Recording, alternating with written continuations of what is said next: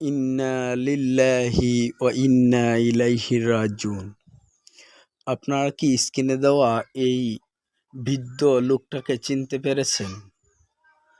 উনি আপনার 2010-এর আগে উনি প্রত্যেকের বাড়ি বাড়ি বাহির থেকে প্রবাসী রেমিটেন্স যোদ্ধা ভাইয়েরা যখন চিঠি পাঠাতেন, টাকা পাঠাতেন, উনি পিয়ন হিসেবে প্রত্যেকের বাড়ি বাড়ি গিয়ে টাকা চিঠি দিয়ে আসতেন। ওনার নাম হলো শামসুল হক ভূঁইয়া। ওনার বাড়ি মাইস্কার। তো আজ ভোর 5 ঘটিকার সময় উনি শেষ নিঃশ্বাস ত্যাগ করেন। আমরা প্রত্যেকটা রেমিটেন্স যোদ্ধার নয়নের মণি ছিলেন এই শামসুল হক ভূঁইয়া।